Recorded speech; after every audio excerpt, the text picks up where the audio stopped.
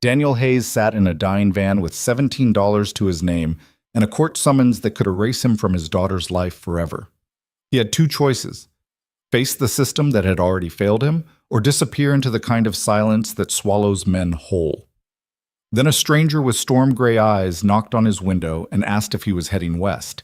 He said yes.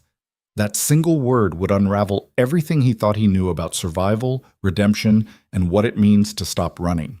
If you're watching this, drop a like and comment with your city so I can see how far this story travels. Now let's begin. The apartment smelled like burnt coffee and broken promises. Daniel Hayes stood at the kitchen counter, staring at the eviction notice like it might change if he looked hard enough. 3 days, 72 hours to produce $1,200 he didn't have, or he'd be on the street again.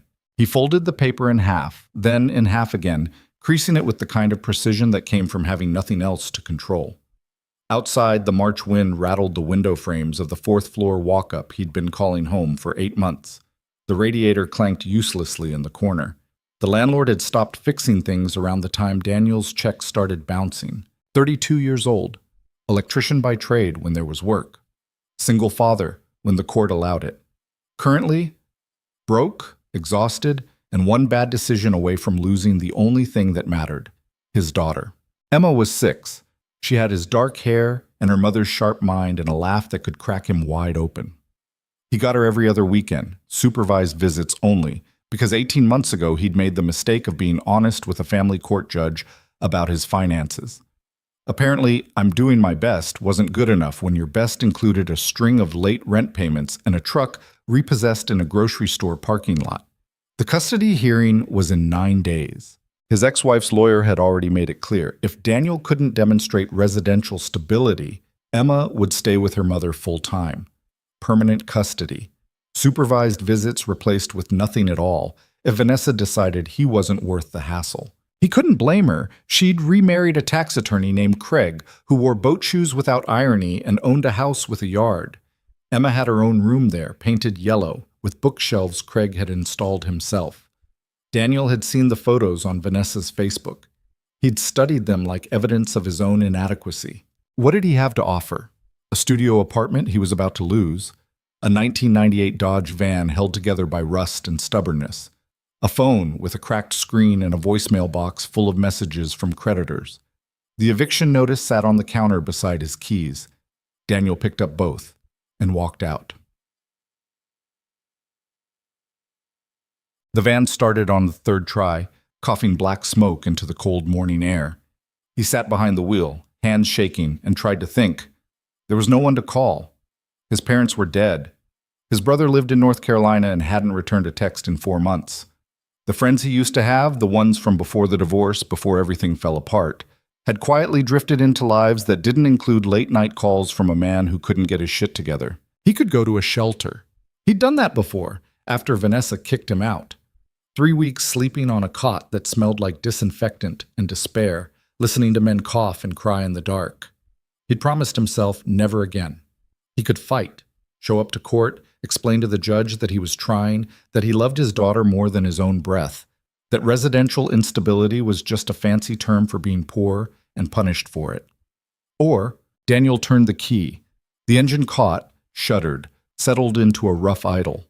Or he could leave. Not forever.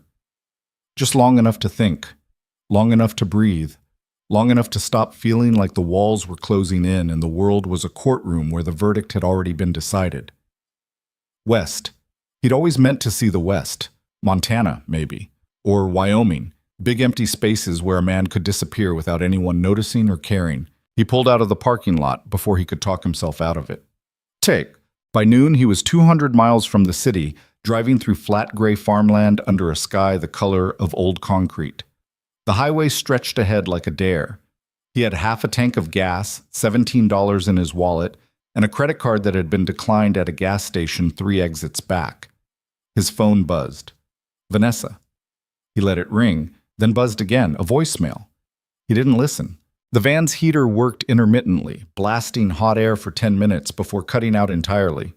Daniel drove with his jacket zipped to his throat, hands tight on the wheel, mind a blank hum of white noise. He wasn't thinking. Thinking was dangerous. Thinking led to turning around. At a rest stop just past the state line, he pulled in to use the bathroom and splash cold water on his face. The mirror showed a man who looked older than 32. Stubble edging toward a beard, eyes bloodshot from 3 hours of sleep, a scar above his left eyebrow from a bar fight he barely remembered. He looked like his father. That was the worst part. The old man had died broke and bitter, worn down by a lifetime of work that never added up to enough. Daniel had sworn he'd be different. Turned out genetics were a hell of a thing. He bought a cup of burnt coffee with his last $5 and sat at a plastic table near the vending machines watching families come and go. A father hoisting a toddler onto his shoulders, a mother wiping a smudge of ketchup off a little girl's cheek. People who'd figured out the trick Daniel had missed, how to hold on. He checked his phone. Another missed call. This time, his lawyer. He powered it off. Back in the parking lot, he stood beside the van and stared at the highway. The sun had dropped behind a bank of clouds, and the temperature was falling fast. He should find somewhere to sleep. A motel, maybe, if he could scrape together enough cash. Or just pull off somewhere quiet and recline the driver's seat until morning. That's when he saw her. She was standing near the entrance to the rest stop, backpack slung over one shoulder, thumb out like she'd been hitchhiking since the invention of the interstate. Early 20s, maybe. Long dark hair pulled into a messy braid. A green canvas jacket 2 sizes too big. She wasn't looking at him. She was looking past him, at the road, at the western horizon, at something Daniel couldn't see. He should have kept walking. Instead, he stopped. She turned her head. Her eyes were gray, sharp, like she could see through the rust and desperation straight to whatever was left underneath. "You heading west?" she asked. Her voice was low, calm, like this was a normal question and not a gamble that could end a dozen different ways. Daniel hesitated. "Maybe. I need a ride. I'm not a taxi. I didn't ask for one." She adjusted the strap on her backpack. "I'm just asking if you're going west. If you are, I'd like to come along. If you're not, I'll wait for someone else." There was no pleading in her tone, no desperation, just a simple transaction offered without expectation. Daniel looked at her, really looked. She didn't seem scared, didn't seem high or drunk or running from the kind of trouble that followed people into rest stop bathrooms.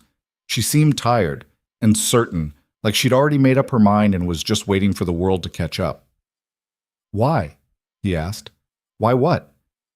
Why do you need a ride? Why west? Why me?" She smiled just a little. "Does it matter?" "Yeah, it does." "Fair enough." She tilted her head, considering. "I'm leaving something behind. You look like you are too. Figured we might as well leave together." He should have said no. Should have told her to find someone else, someone safer, someone who wasn't 3 bad choices away from rock bottom. But there was something about the way she stood there, calm, unbothered, like the universe owed her nothing, and she was fine with that. That made him feel a little less alone. "I've got $12 left," he said. "Van's falling apart. I don't know where I'm going or when I'm coming back." "That's fine. I'm serious. This isn't a road trip. This is me running out of options." "I know." She stepped forward, holding out her hand. "I'm Lila." He shook it. Her grip was firm. "Daniel." "Nice to meet you, Daniel." She glanced at the van. "That thing actually run?" "Most of the time." "Good enough." She walked past him, opened the passenger door, and climbed in like she'd already decided this was happening. Daniel stood there for a moment, keys in hand, wondering what the hell he was doing. Then he got in and started the engine. Patex. They drove in silence for the first hour. Lila sat with her backpack on her lap, staring out the window at the fields rolling past. Daniel kept his eyes on the road, hands at 10 and 2, trying to ignore the absurdity of having a stranger in his van while he fled his own life. "You don't talk much," she said eventually. "Neither do you." "Fair point." She shifted in her seat. "You got a plan?" "Not really." "You just driving until the van dies?" "Something like that." She nodded like this made perfect sense. "Where were you before this?" "A city I can't afford anymore." "Family there?" "A daughter." That got her attention. She turned to look at him, eyes narrowing slightly. "You leave her behind?" "It's complicated." "It always is." Daniel's jaw tightened. "What about you? What are you running from?" People who think they own me. Family? Sure, let's call it that. She didn't elaborate. Daniel didn't push. They lapsed back into silence, the only sound the hum of the engine and the wind rattling the van's loose panels. Somewhere past the Iowa border, the sky opened up. Rain came in sheets, pounding the windshield faster than the wipers could clear it. Daniel slowed to 40, then 30, squinting through the deluge. The van hydroplaned once, tires skidding sideways before he corrected. Lila didn't flinch. "You always this calm?" he asked. "You always this tense?" "Yeah," she smiled. "Figures." He pulled off at the next exit, tires splashing through standing water, and found a gravel lot beside a shuttered diner. The rain hammered the roof like fists. Daniel killed the engine and exhaled. "We'll wait it out," he said. "Smart." They sat there, surrounded by noise and water, and for the first time since leaving, Daniel felt something other than panic. Not peace, not relief. Just a brief, fragile pause. "You hungry?" Lila asked. "Broke." She reached into her backpack and pulled out a granola bar. "Here." He hesitated. "I can't take it." He did. It tasted like cardboard and sugar, and it was the best thing he'd eaten in days. "Thanks," he said quietly. "Don't mention it." The rain drummed on. Outside, the world was dark and drowned. Inside, two strangers sat together and pretended they weren't both running from ghosts. By nightfall, they'd crossed into Nebraska. The rain had stopped, leaving the highway slick and black under a sky full of stars. Daniel's back ached from hours behind the wheel. His eyelids were heavy. He needed to stop, but stopping meant spending money he didn't have. Lila must have sensed it. "Pull over." "I'm fine." "You're about to pass out. Pull over." He found a rest area 10 miles down the road and parked beneath a flickering streetlight. The lot was empty except for a semi idling in the corner. Daniel reclined his seat and closed his eyes. "You plan to sleep in here all night?" Lila asked. "Unless you've got a better idea." "Not particularly." She pulled a blanket from her backpack, thin, worn, but clean, and draped it over her lap. Daniel watched her from the corner of his eye. She didn't seem bothered by the cold or the discomfort. She just settled in, arms crossed, and stared out at the stars. "You do this a lot?" he asked. "What?" "Hitchhike. Sleep in vans." "More than I'd like." "Why?" She was quiet for a long moment. Then, "Because staying still felt like dying." Daniel understood that. He didn't say so, but he understood. "Gimisi." He woke to the sound of knocking. Disoriented, stiff, he sat up and saw a highway patrol officer standing beside the driver's window. Daniel's stomach dropped. He rolled the window down. "Morning," the officer said. Middle-aged, graying mustache, eyes that had seen every excuse in the book. "Everything okay here?" "Yeah, just resting." The officer glanced at Lila, who was awake now, watching him calmly. "This your vehicle?" "Yes, sir." "License and registration." Daniel handed them over, pulse hammering. The officer studied them, then looked at the van. Rust, dents, a back bumper held on with duct tape. "You live in this thing?" "No, just traveling." "Where to?" "West." "That's not specific." "Haven't decided yet." The officer handed back his documents. "Van's in rough shape. You know your left taillight's out?" "I'll get it fixed." "Make sure you do. I catch you on the road after dark without it. I'm pulling you over." He tapped the roof twice. "Drive safe." He walked back to his cruiser. Daniel waited until he was gone before exhaling. "That was close," Lila said. "Yeah." "What would have happened if he'd run your plates?" "Nothing good." She didn't press. They pulled back onto the highway and kept driving. The first real fight happened in South Dakota. They'd stopped for gas. Daniel using the last of his cash, Lila contributing a crumpled 10 she pulled from her pocket, and the pump clicked off at half a tank. Not enough to make it to the next town. Not enough to matter. Daniel slammed his fist against the van's hood. "Easy," Lila said. "Don't." "Don't what?" "Don't tell me to calm down. Don't tell me it's fine. It's not fine." She leaned against the van, arms crossed. I didn't say it was fine. I said easy. There's a difference. We're stuck in the middle of nowhere with no money and a tank that won't get us 50 miles. What exactly do you want me to do? Figure it out, like you've been doing. I don't have anything left to figure out. His voice cracked, louder than he meant. A woman pumping gas 2 lanes over glanced at them and quickly looked away. Lila didn't flinch. She just watched him, calm and steady, until his breathing slowed. "You done?" she asked. "Yeah." "Good. Because I've got an idea." She walked into the gas station and came back 5 minutes later with a $10 bill and a man's business card. "What did you do?" Daniel asked. "Sold him my lighter, vintage Zippo. He collects them." "You just happen to have a vintage Zippo?" "I've got a lot of things I don't need anymore." She handed him the 10. Daniel stared at it.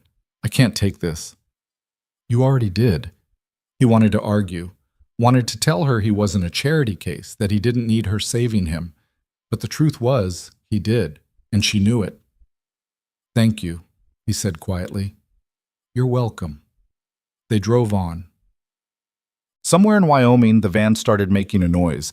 It wasn't the usual rattle or clank. This was deeper, grinding, like metal chewing itself apart. "That's bad," Lila said. "I know. We should stop." "And do what? I don't have money for a mechanic." "Then we pull over and take a look ourselves." Daniel gritted his teeth but pulled onto the shoulder. He popped the hood and stared at the engine like it might confess its sins. Oil was leaking from somewhere. The serpentine belt looked frayed. The whole thing smelled like burning rubber. Lila peered over his shoulder. "Can you fix it?" "Maybe. If I had parts and tools and time." "How long?" "I don't know. A day, 2?" She looked at the empty highway stretching in both directions. "We're not making it 2 days out here."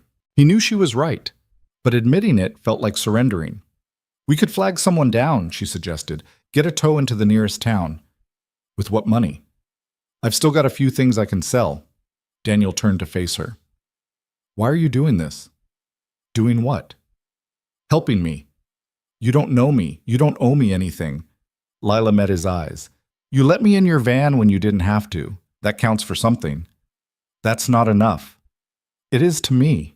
Before he could respond, a truck slowed and pulled onto the shoulder behind them. Daniel tensed. A man climbed out, 60-something, flannel shirt, grease-stained hands. Farmer, maybe. Or rancher. "You folks need help?" he called. Daniel hesitated. Lila stepped forward.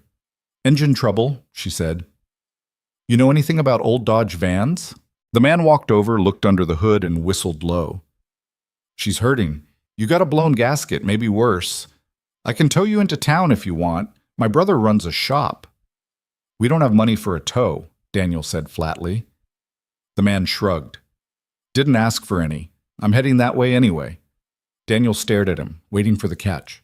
There was always a catch. "Why?" he asked. The man smiled. "Because I've been where you are. And someone helped me once." He stuck out his hand.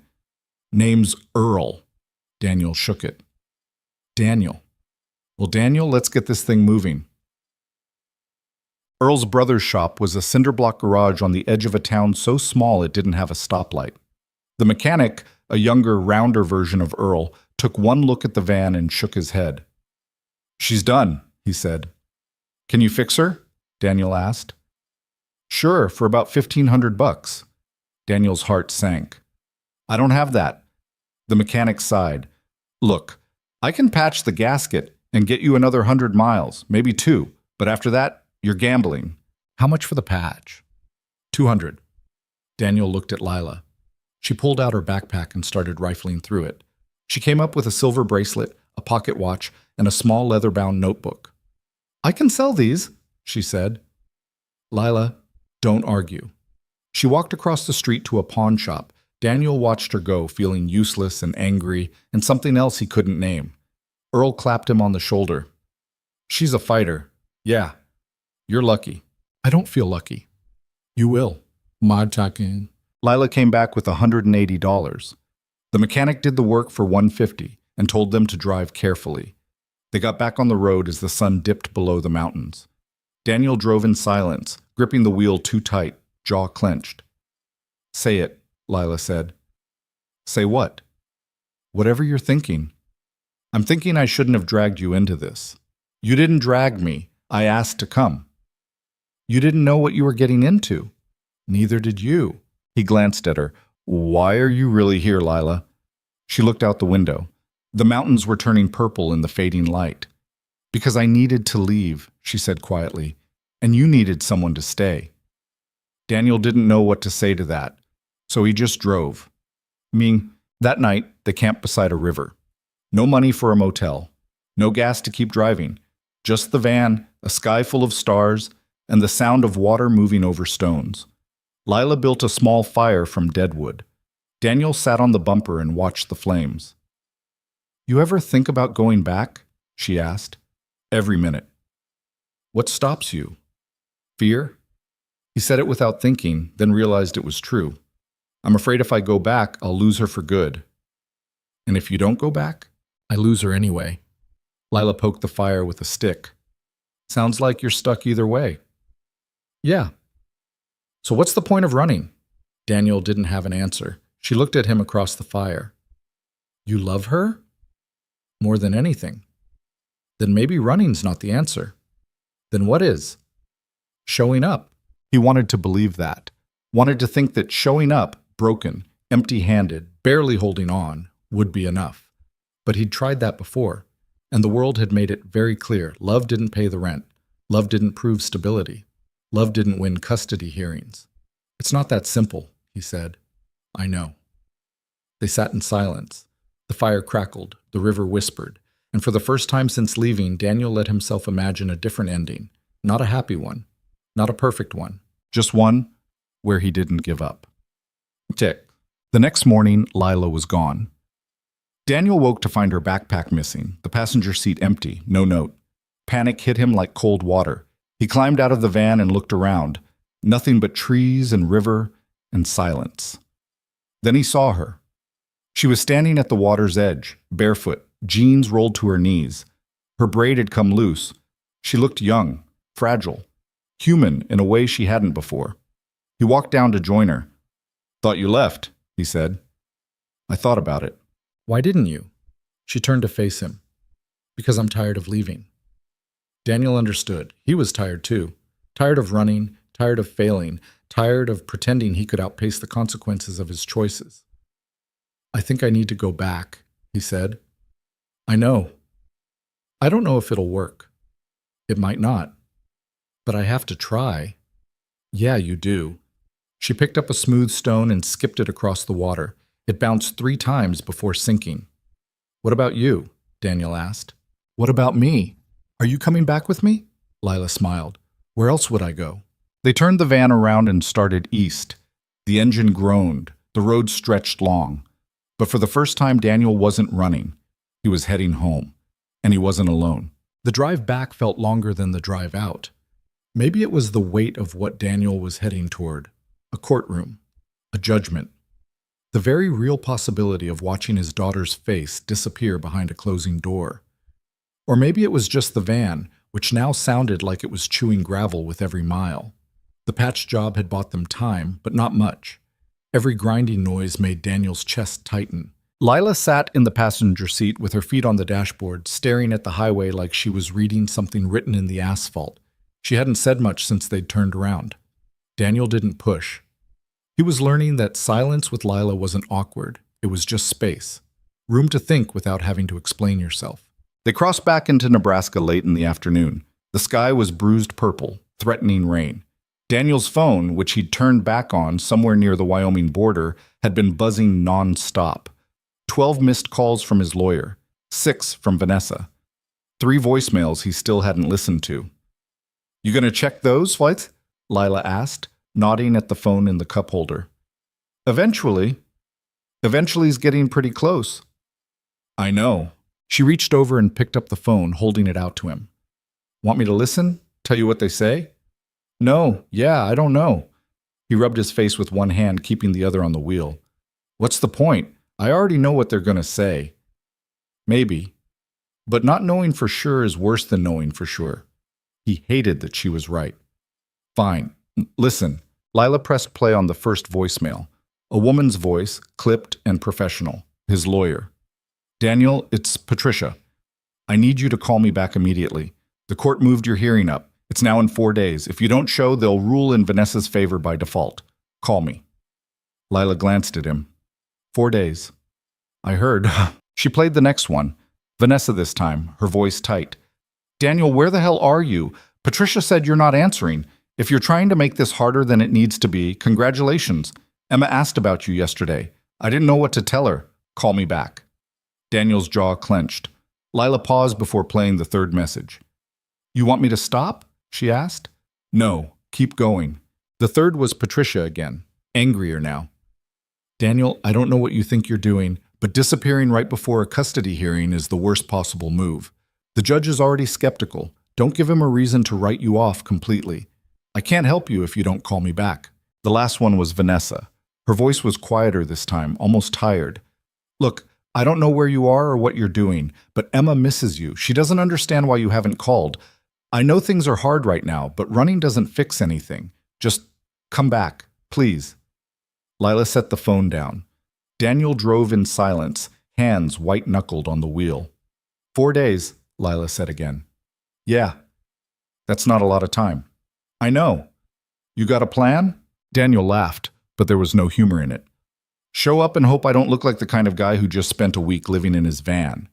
You are the kind of guy who just spent a week living in his van. Thanks, that's helpful. She shrugged.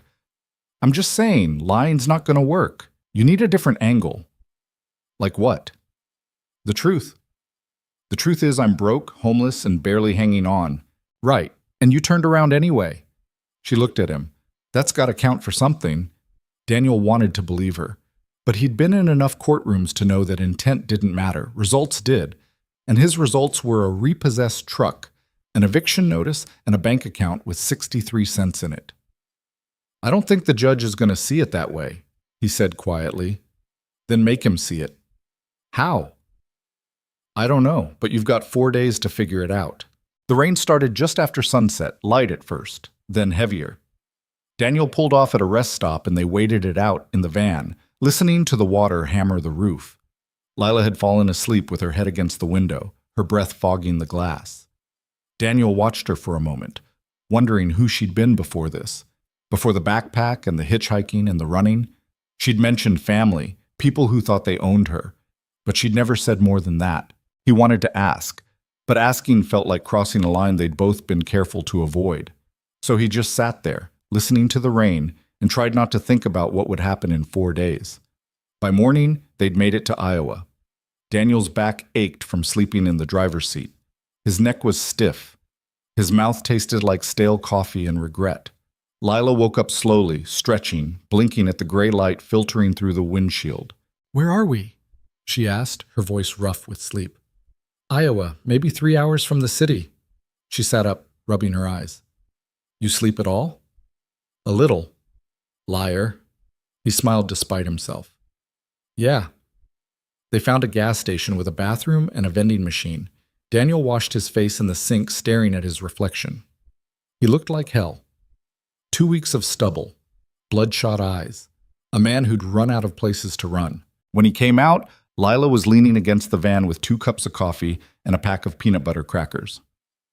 Breakfast, she said, handing him a cup. Where'd you get the money? Found some change in the cup holder. That was for gas. We've got enough gas. You need coffee more. He wanted to argue, but the coffee was warm and bitter and exactly what he needed. They sat on the curb and ate the crackers in silence, watching semis roll in and out of the lot. You nervous? Lila asked. About the hearing? Yeah. Terrified. Good. He looked at her. Good? Means you care. If you weren't scared, I'd be worried. Daniel took a sip of coffee. What if I screw it up? What if I say the wrong thing or the judge doesn't believe me or Vanessa's lawyer tears me apart? Then you get back up and try again. That's easy to say. No, it's not. It's the hardest thing in the world. She crushed her empty coffee cup and tossed it toward a trash can. It bounced off the rim and landed on the ground. She got up, picked it up, and dropped it in properly. But it's the only thing that matters. They got back in the van and kept driving. The city appeared on the horizon just after noon, a skyline of glass and concrete rising out of the flatland like a broken promise. Daniel's chest tightened. He hadn't been gone long, barely 2 weeks, but it felt like years. Everything looked smaller somehow, dirtier, more crowded. "Where to?" Lila asked. "I don't know. I got evicted, remember?" "Right. So where are you staying?" "I haven't thought that far ahead." "Daniel." "I know, okay? I know." He ran a hand through his hair. "I'll figure it out." "You got friends here? Someone who'd let you crash?" "Not really." "Family?" "Dead or useless." She was quiet for a moment, then, "What about a shelter?" "I'd rather sleep in the van." "You can't show up to court looking like you're homeless." "I am homeless." "I know. But the judge doesn't need to." Daniel hated that she was right. Again. They drove through the city, past streets Daniel used to know, past buildings he'd worked in, past the park where he used to take Emma on Saturdays. Everything felt familiar and foreign at the same time, like a memory that didn't quite fit. He pulled into the parking lot of a public library and killed the engine. "What are we doing here?" Lila asked. "Thinking." "About what?" "How to not look like a disaster in 4 days." Lila got out and stretched. Daniel followed. Inside the library, it was warm and quiet and smelled like old paper. They found a corner table near the back and Daniel pulled out his phone. He stared at Patricia's number for a long time before finally pressing call. She answered on the second ring. "Where the hell have you been?" "Driving." "Driving where?" "West. It doesn't matter. I'm back now." There was a long pause. "You have 4 days, Daniel. 4. Do you understand what that means? If you don't show up looking like you have your life together, you're done. No more weekends, no more supervised visits, nothing." "I know." "Do you? Because you just disappeared for 2 weeks without a word. That's not the behavior of someone who's taking this seriously. I am taking this seriously." "Then prove it. Get a place to stay. Get cleaned up. Get a job, or at least make it look like you're trying to get one. And for the love of everything, do not tell the judge you've been living in your van." "What do I tell him?" "That you've been staying with a friend, that you've been looking for work, that you're stable and ready to be a father." "That's a lie. It's a strategy. There's a difference." Her voice softened, just slightly. "Look, I know this is hard, but the court doesn't care about hard. They care about results, so get results." She hung up. Daniel set the phone down and stared at the table. "What'd she say?" Lila asked. "That I need to stop looking like a mess." "Well, she's not wrong." He glared at her. She grinned. "Come on," she said, standing up. "Let's go fix this." They spent the rest of the afternoon at a thrift store on the east side of the city.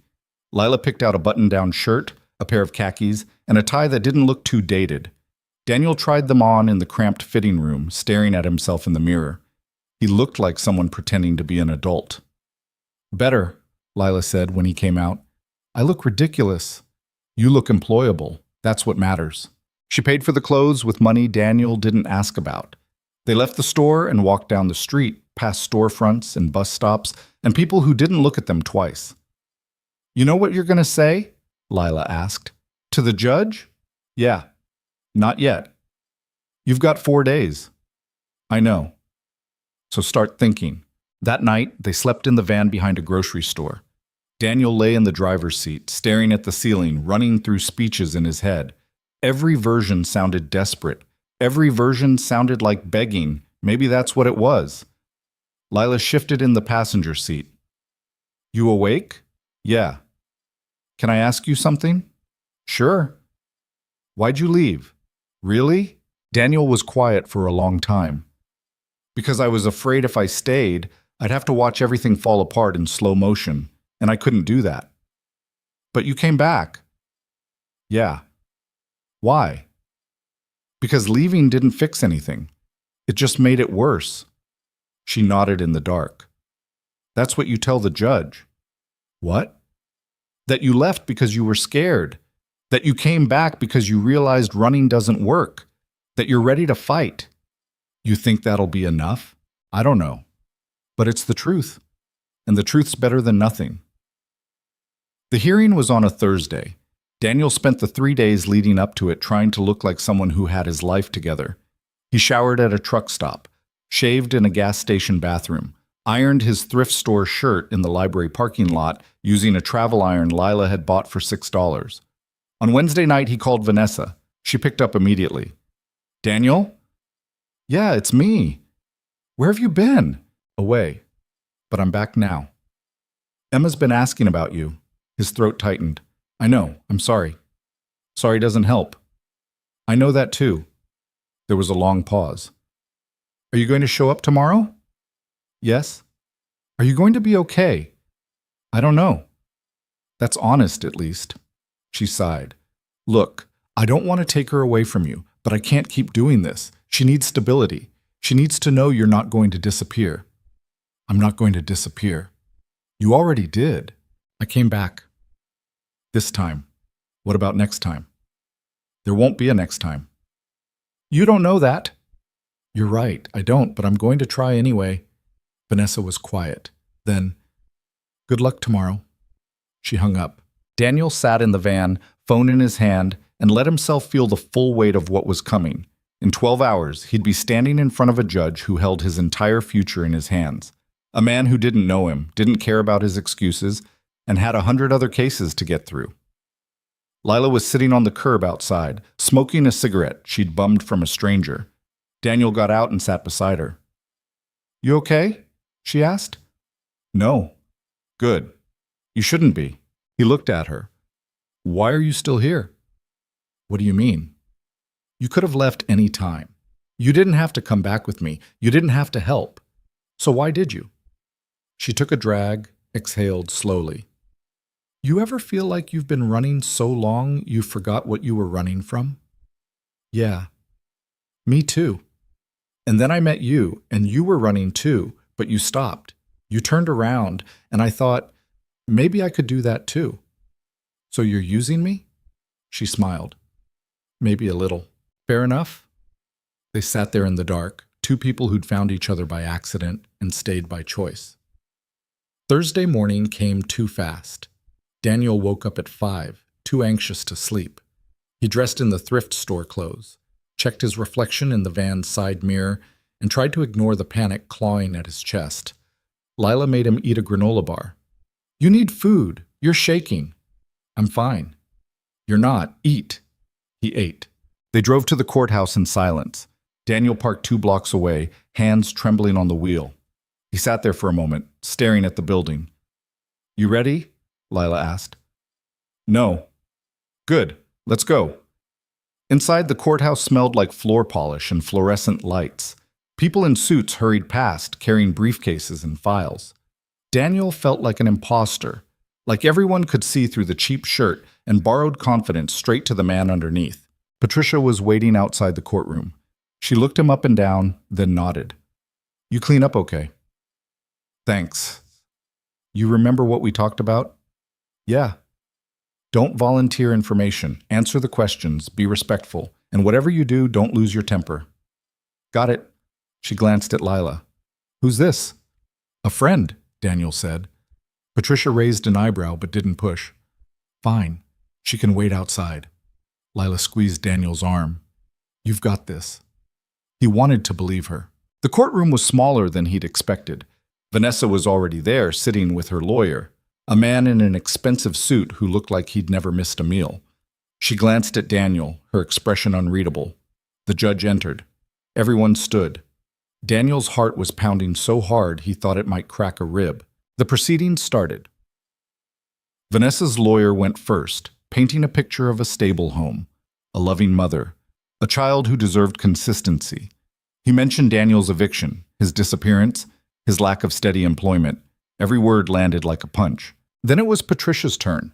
She talked about Daniel's love for his daughter, his willingness to fight, his commitment to being present. She didn't mention the van. She didn't mention the 2 weeks spent running.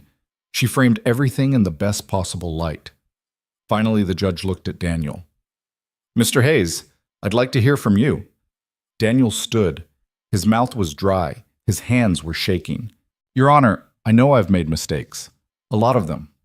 I lost my job. I lost my apartment. I ran when I should have stayed. But I came back. Because my daughter is the only thing that matters. And I know I'm not perfect. I know I don't have much to offer right now, but I'm trying, and I'm not going to stop trying. The judge studied him for a long moment. Mr. Hayes, trying is admirable, but this court needs more than good intentions. What assurances can you give me that you won't disappear again? Daniel took a breath. I can't promise I won't mess up. I can't promise everything's going to be easy, but I can promise I'll show up every time, no matter what. The judge made a note. We'll take a brief recess. Daniel sat down, legs weak. Patricia leaned over. That was good. Was it? We'll find out. 20 minutes later, the judge returned. After reviewing the evidence and hearing from both parties, I'm prepared to make a ruling. Daniel's heart stopped. Mr. Hayes, I'm granting you supervised visitation rights with a review in 6 months. If you can demonstrate stability and consistent involvement, we'll revisit the custody arrangement at that time. It wasn't everything, but it was something. Daniel exhaled, feeling the air return to his lungs. Outside the courtroom, Lila was waiting. She looked up when he came out. Well? I get to see her. She smiled. Told you. Daniel's first visit with Emma was scheduled for Saturday at 10 in the morning. Supervised, which meant a social worker would sit in the corner of a sterile room at the Family Services building and take notes while Daniel tried to be a father in 60-minute increments. He spent Friday night in the van, unable to sleep, running through everything he wanted to say to her. Apologies, explanations, promises he wasn't sure he could keep. By the time the sun came up, he'd convinced himself he was going to ruin it. Lila found him sitting on the curb outside a convenience store, staring at a cup of coffee he hadn't touched. You look like hell, she said, sitting down beside him. Thanks. When's the visit? 2 hours? You eat anything? Not hungry. She reached into her pocket and pulled out a pack of crackers. Eat anyway. He took them, but didn't open them. What if she doesn't want to see me? Then you deal with it. That's not helpful. You want helpful or you want honest? I don't know, Lila sighed. Look, I don't know your kid, but if she's anything like you, she's probably just as scared as you are. So show up, be honest, and stop expecting it to be perfect. What if I say the wrong thing? You will. That's part of it. That's supposed to make me feel better? No, it's supposed to make you feel human. She stood up, brushing dirt off her jeans. Come on, let's get you ready. The Family Services building was a squat brick structure on the north side of the city, wedged between a laundromat and a used car lot. Inside, it smelled like industrial cleaner and sadness. Daniel signed in at the front desk, hands shaking so badly he could barely hold the pen. The social worker was a woman in her 50s with kind eyes and a clipboard. She introduced herself as Margaret and led him down a hallway to a small room with a table, 2 chairs, and a bin of toys that looked like they'd been donated in the 90s. Emma will be here in a few minutes, Margaret said. I'll be sitting over there. Try to relax. Relax. Right. Daniel sat in one of the chairs and stared at the door. Every second felt like an hour. He smoothed down his shirt, then messed it up again because it looked too stiff. He rehearsed his opening line. Hey, sweetheart, I missed you. And it sounded fake even in his head. Then the door opened and Emma walked in. She was taller than he remembered. Or maybe he'd just forgotten how small 6-year-olds were supposed to be. She had her hair in 2 braids and she was wearing a purple jacket he'd never seen before. She stopped just inside the doorway, looking at him with wide, uncertain eyes. Daniel's throat closed up. He tried to smile, but his face felt frozen. Hi, Emma, he managed. She didn't move, just stood there, clutching the straps of her backpack. Margaret stepped in gently. It's okay, sweetie. You can sit down if you want. Emma looked at Margaret, then back at Daniel. Slowly, she walked over to the table and sat in the chair across from him. She set her backpack on the floor, but didn't say anything. Daniel swallowed hard. You look good. I like your jacket. Mom got it for me. It's nice. Silence. Emma picked at a loose thread on her sleeve. Daniel felt like he was drowning in the quiet. I'm sorry I haven't been around, he said, the words tumbling out too fast. I know it's been a while, and I know that's hard, and I wanted you to know that I didn't want to be away. I just had some stuff I needed to figure out. Emma looked up at him. Where were you? I was traveling, trying to get my head straight. Mom said you left. I did, but I came back. Why? The question hit him like a hammer. Because I missed you. Because you're the most important thing in my life. She studied him for a moment, her face unreadable. Then she reached into her backpack and pulled out a crumpled piece of paper. She slid it across the table. It was a drawing. A stick figure man and a smaller stick figure girl holding hands. Above them, in shaky crayon letters, it said, "Me and Dad." Daniel picked it up, his hands trembling. "Did you draw this?" "Yeah, for you." He couldn't speak. He just stared at the drawing, at the bright colors and the crooked smiles, and felt something crack open inside his chest. "I love it," he said quietly.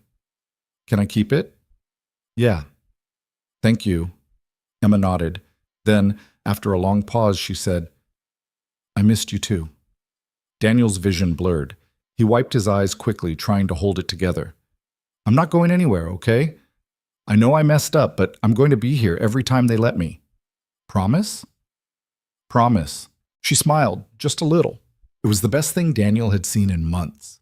They spent the rest of the hour talking. Emma told him about school, about her friend Mia who could do a cartwheel, about the chapter book she was reading. Daniel listened like his life depended on it, memorizing every detail, every word. When Margaret stood up and said their time was over, Emma hugged him. It was quick, almost shy, but it was real. "See you next time?" she asked. "Absolutely." She left with Vanessa, who'd been waiting in the lobby. Vanessa gave Daniel a brief nod. Not warm, but not hostile either. It was the closest thing to approval he'd gotten from her in 2 years. Outside, Lila was leaning against the van, smoking. She looked up when Daniel came out. "How'd it go?" He held up the drawing. "She made me this." Lila smiled. "That's good." "Yeah, it is." They got in the van and drove in silence for a while. Daniel felt lighter, like something heavy had been lifted off his shoulders. Not gone, but easier to carry. "You did good," Lila said. "I didn't do anything. I just showed up." "That's the hardest part." That night, they slept in the van behind a grocery store. Daniel taped Emma's drawing to the dashboard where he could see it. He stared at it for a long time before finally closing his eyes. The next morning, reality hit again. Supervised visits were a start, but they didn't pay rent. Daniel still didn't have an apartment, still didn't have a job, still didn't have a plan beyond surviving one day at a time. Lila was awake before him, sitting on the curb with a notebook and a pen. She looked up when he climbed out of the van. "Morning," she said. "What are you doing?" "Making a list." "Of what?" "Things we need to fix." He sat down beside her. The list was short but brutal. Housing, income, transportation that didn't sound like it was digesting itself. "You forgot one," Daniel said. "What?" "Food." She added it. "Okay, so how do we tackle this?" "I don't know. Get a job, I guess." "Doing what?" "Electrical work. That's what I used to do." "Can you still do it?" "If someone will hire me." "Then that's where we start." They spent the next 3 days hitting every contractor, electrician, and handyman service in the city. Daniel filled out applications, made calls, knocked on doors. Most places didn't call back.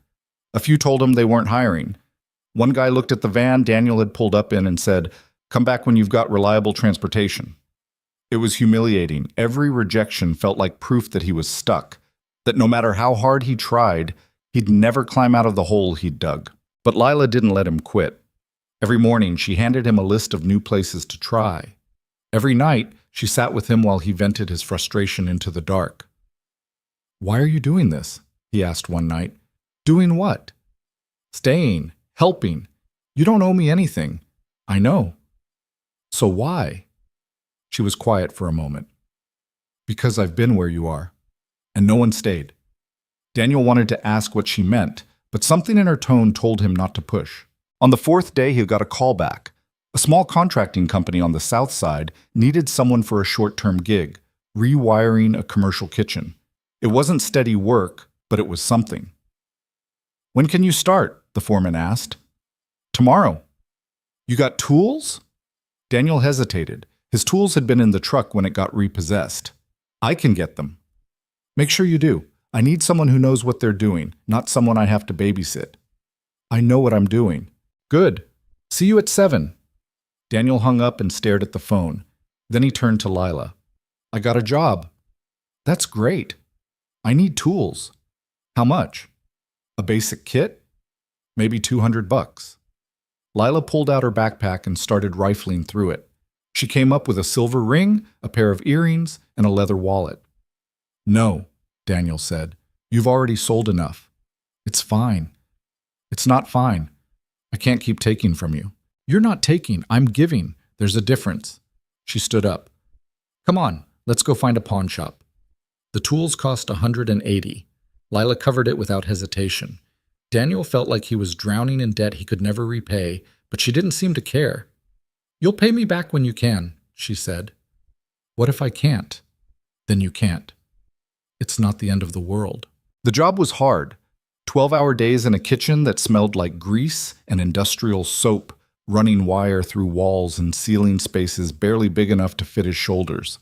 His back ached. His hands were raw. But the work felt good. Real. Like he was building something instead of just surviving. The foreman, a grizzled guy named Rick, didn't talk much, but he knew his trade. He watched Daniel work for the first few hours, then nodded. You're not bad, Rick said. Thanks. You looking for steady work, or just this gig? Steady, if you've got it, Rick grunted. I might. Finish this job without screwing it up, and we'll talk. Daniel finished the job in 3 days. Rick offered him another one, then another. By the end of the month, Daniel was working 5 days a week, pulling in enough to start saving. It wasn't much, but it was a start. With steady income, the next problem was housing. Daniel couldn't keep living in the van, not if he wanted the court to take him seriously. He needed an address, a mailbox, something that screamed stability. Lila helped him search. They scoured Craigslist, drove through neighborhoods, looked at apartments that ranged from overpriced to outright unlivable. Most landlords wanted first and last month's rent plus a deposit. Daniel didn't have that kind of money yet. Then Lila found a listing for a room in a shared house, $300 a month, utilities included, no deposit required. It was on the east side, in a neighborhood that had seen better days, but the landlord, a retired teacher named Mrs. Kovacs, seemed more interested in finding someone reliable than someone wealthy. You work? She asked when Daniel came to see the place. Yeah, electrician. Steady? Getting there. She looked him over, then at Lila. She your girlfriend? Friend, Lila said quickly. Mrs. Kovacs nodded. I don't care what you do as long as you pay on time and don't make noise after 10. You interested? Daniel looked at the room. It was small, barely big enough for a bed and a dresser, but it had a window and a door that locked. It wasn't much, but it was a roof. Yeah, he said. I'm interested. Good. You can move in tomorrow. That night, Daniel and Lila sat in the van one last time. He'd taped Emma's drawing to the dashboard months ago, and it was still there, faded, but intact. You did it? Lila said. We did it.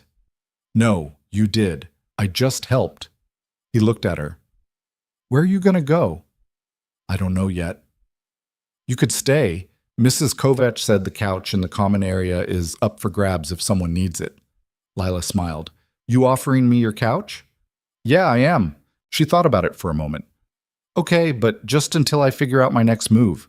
Deal. They shook on it. Moving in took less than an hour. Daniel didn't have much. Some clothes, the tools, a duffel bag of essentials. Lila had even less. They carried everything up the stairs and set it down in the small room that was now Daniel's. Mrs. Kovacs knocked on the door later that evening with a plate of cookies. Welcome, she said. If you need anything, I'm downstairs. Daniel took the cookies. Thank you. She nodded and left. Lila sat on the floor, her back against the wall. This is nice. It's a room. It's more than a room. It's yours. Daniel sat down beside her. I couldn't have done this without you. Yeah, you could have. No, I couldn't. She looked at him. You would have figured it out. You always do. I don't know about that. I do. They sat in silence for a while, the weight of the past few months settling over them like dust. Daniel thought about how far he'd come, from a man running west with nothing to someone with a job and a room and a chance. It wasn't perfect. It wasn't even close. But it was progress. The following Saturday, Daniel had another visit with Emma.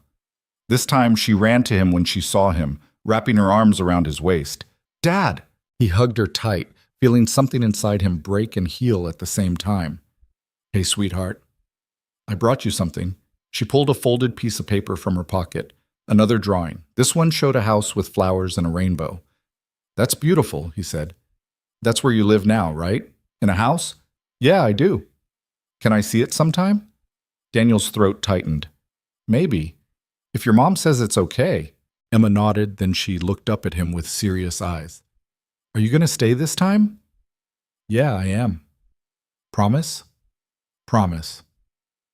They spent the hour playing games and talking. Emma told him about a school project on dinosaurs, and Daniel listened like it was the most important thing in the world. When the visit ended, Emma hugged him again. I love you, Dad. I love you too, sweetheart. Vanessa picked her up, and as they left, she paused at the door.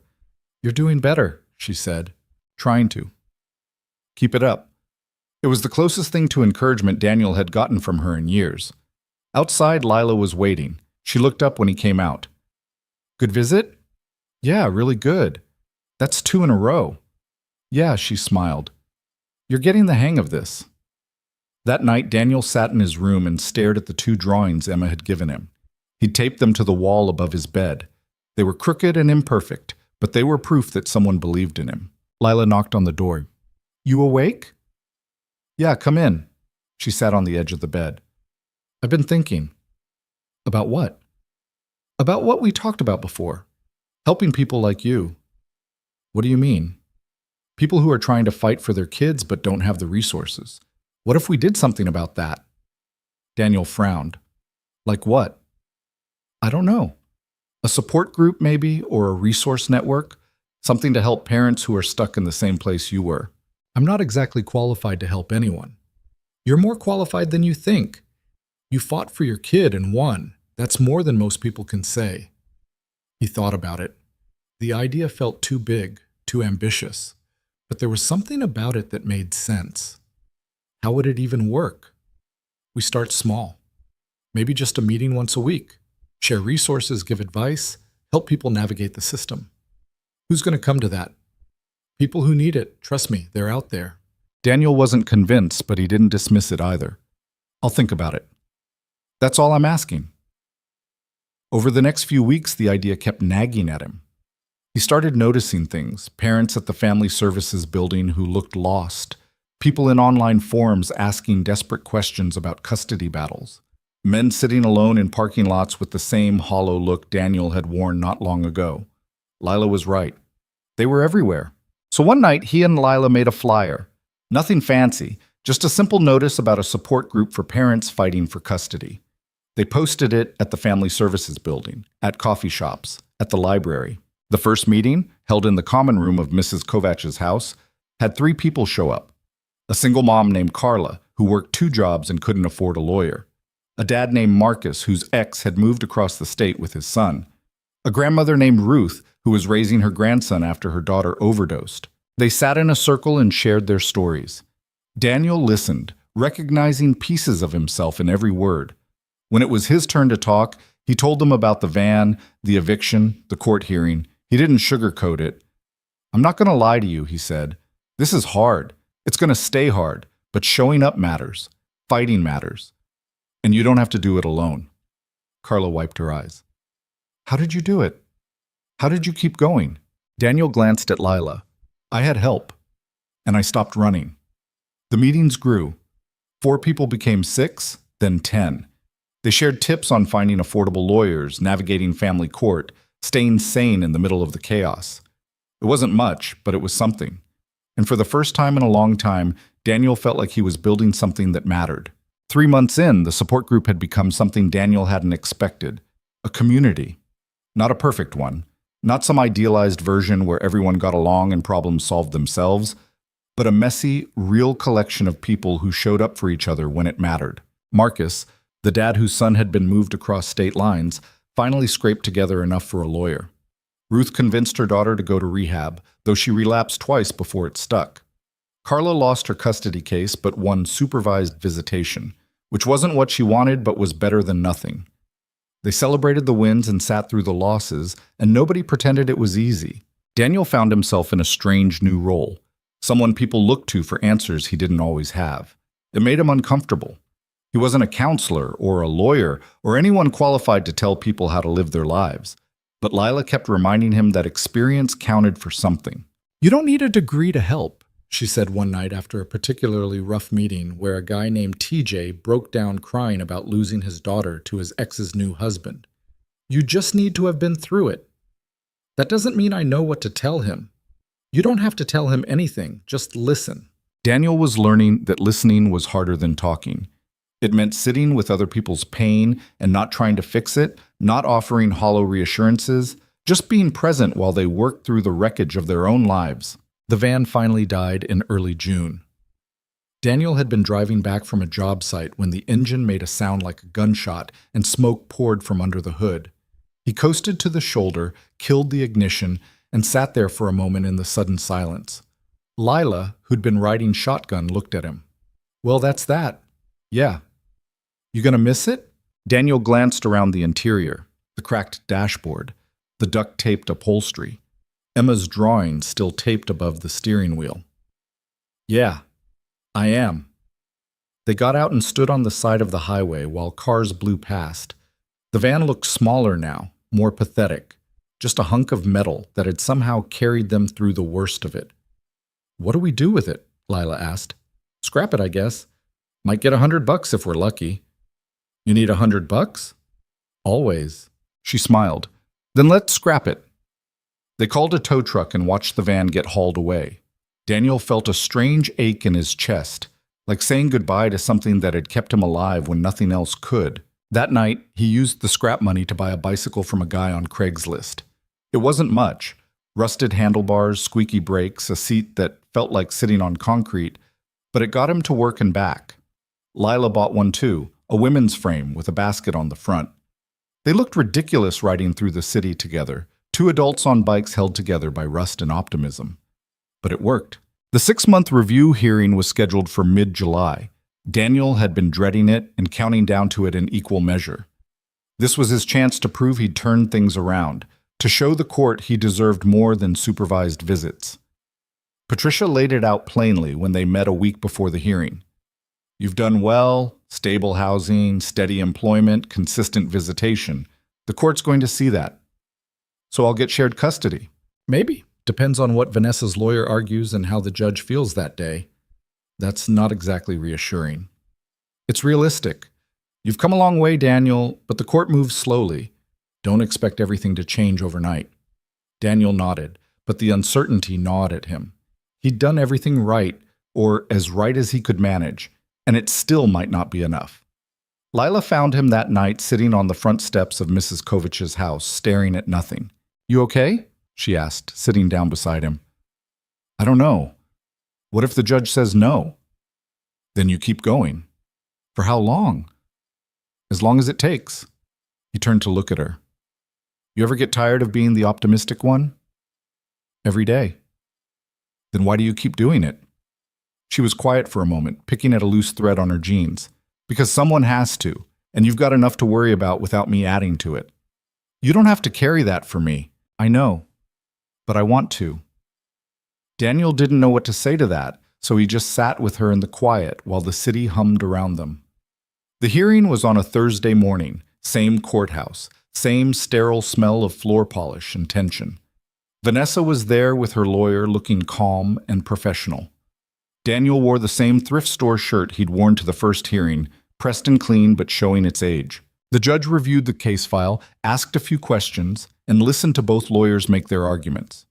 Vanessa's lawyer emphasized stability, Emma's school, her friends, the consistency of living in one place.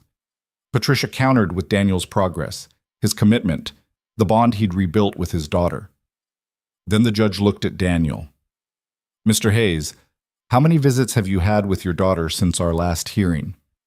22, Your Honor. "And how many did you miss?" "None." The judge made a note. "Your employment situation has stabilized?" "Yes, sir. I've been working steady for 4 months." "And your housing?" "I'm renting a room. It's not much, but it's stable." The judge nodded slowly, then turned to Vanessa. "Ms. Hayes, how has your daughter responded to these visits?" Vanessa hesitated, then said, She looks forward to them. She talks about her dad more now. I think it's been good for her. The judge looked surprised. So did Daniel. You're not contesting the request for shared custody? The judge asked. Vanessa glanced at her lawyer, who looked like he wanted to object, then back at the judge. No, I think Daniel's earned it. The courtroom went silent. Daniel felt his heart hammering in his chest. The judge reviewed his notes one more time, then said, I'm granting shared custody. Mr. Hayes will have his daughter every other weekend, unsupervised, with midweek visits on Wednesdays. We'll review again in 6 months. Daniel couldn't breathe. He heard Patricia say, Thank you, Your Honor, but it sounded distant, like he was underwater. Outside the courtroom, Vanessa was waiting. She looked tired, but not angry. Thank you, Daniel said. Don't thank me. You did the work. Still, you could have fought it. I know, but Emma deserves to have her dad in her life. And you've shown up. That matters. Daniel nodded, not trusting himself to speak. Vanessa started to leave, then turned back. Don't screw this up, Daniel. I won't. Lila was leaning against the wall near the exit, arms crossed, a small smile on her face. When Daniel walked over, she said, Well, I got her every other weekend. Damn right you did. They walked out into the summer heat, and for the first time in what felt like years, Daniel felt like he could breathe all the way in. His first unsupervised weekend with Emma was 2 weeks later. He picked her up Friday evening, and she climbed into the back seat of Rick's truck. Daniel had borrowed it for the weekend in exchange for helping Rick move a refrigerator. Where are we going? Emma asked, buckling her seatbelt. Wherever you want. Really? Really? She thought about it, then said, The park with the big swings. You got it. They spent the evening at the park. Emma swung so high Daniel thought she might launch into orbit, then ran to the slide and went down backwards, laughing the whole way. Daniel pushed her on the merry-go-round until he was dizzy, then sat on a bench and watched her play. This was what he'd been fighting for. Not some abstract idea of fatherhood, but this. Watching his daughter be a kid, hearing her laugh, being the person she ran to when she scraped her knee on the sidewalk. That night, Emma slept on the couch in Daniel's room. He'd borrowed blankets from Mrs. Kovach and made a little nest for her. She fell asleep halfway through a movie, curled up with a stuffed bear Vanessa had packed. Daniel sat on the floor and watched her breathe, feeling the weight of responsibility settle over him like a cloak. This was real now. Not supervised visits in a sterile room, but actual parenting, making sure she ate, brushing her hair, keeping her safe. He was terrified, but he was ready. Lila knocked softly and peeked her head in. She asleep? Yeah. You okay? I think so. She smiled. You're doing good, Daniel. Thanks. She closed the door and Daniel sat there in the dark, listening to his daughter breathe. The support group kept growing. By August, they had nearly 20 regular attendees. Mrs. Kovach had started calling it Daniel's meetings, which made him uncomfortable, but he didn't correct her. One night, a woman named Angela showed up. She was in her early 30s, thin and twitchy, with the look of someone who hadn't slept in days. She sat in the back and didn't say anything for the first hour. When it came time for introductions, she stood up. My name's Angela. I lost custody of my kids 3 months ago. I'm trying to get them back, but I don't know where to start. What happened? Carla asked gently. Angela's hand shook. I had a problem. Pills. I got clean, but the court doesn't believe me. My ex has full custody, and he's talking about moving out of state. The room went quiet. Daniel knew that look. The desperation, the fear of losing everything that mattered. How long have you been clean? He asked. 92 days. That's good. That's a start. It doesn't feel like enough. It's not about enough. It's about showing up and proving you're serious. Daniel leaned forward. You got a lawyer? I can't afford one. There are legal aid services. We can help you find one. Angela's eyes filled with tears. Why would you help me? You don't even know me. Because someone helped me when I needed it, and because I know what it's like to feel like you're out of options. After the meeting, Lila pulled together a list of resources: legal aid clinics, addiction support groups, parenting classes that might help Angela's case. Angela took the list with shaking hands, thanked them both, and left. You think she'll make it? Lila asked. I don't know. but at least she's got a shot now. The weeks turned into months. Daniel's life settled into a rhythm. Work during the week, Emma every other weekend, support group meetings on Thursday nights. It wasn't glamorous, but it was stable, and stable felt like a miracle. Lila started taking classes at the community college. She didn't say much about it, but Daniel saw the textbooks on the coffee table: psychology, social work, counseling. She was building something for herself, same as he was. One night, after everyone had left the meeting, Daniel and Lila sat in the empty common room cleaning up coffee cups and folding chairs. "I've been thinking," Lila said. "About what?" "About making this bigger. The group, I mean. Maybe finding a real space, getting some funding, turning it into something official." Daniel stopped folding. "You serious?" "Yeah, people need this, and we're good at it." "We don't know what we're doing." "We know enough, and we can learn the rest." He thought about it. The idea was terrifying and exciting in equal measure. How would it even work? "I don't know yet, but I want to try. Do you?" Daniel looked around the room, the mismatched chairs, the coffee-stained table, the hand-drawn flyers taped to the walls. It wasn't much, but it was theirs, and it was helping people. "Yeah," he said, "I do." They started researching nonprofit status, grant applications, community partnerships. It was overwhelming, a mountain of paperwork and bureaucracy that made Daniel's head spin. But Lila attacked it with the same quiet determination she brought to everything else. By October, they'd submitted their first grant application to a local family services foundation. It was a long shot. They were asking for $10,000 to rent a space and cover operating costs for a year, but it was worth trying. The rejection letter came 6 weeks later, polite, professional, and crushing. "We appreciate your commitment to supporting families in crisis, but unfortunately, we are unable to fund your proposal at this time." Daniel crumpled the letter and threw it across the room. "That's it then." "No, it's not." "Lila, we tried. It didn't work. So we try again. Different foundation, different angle." "What's the point?"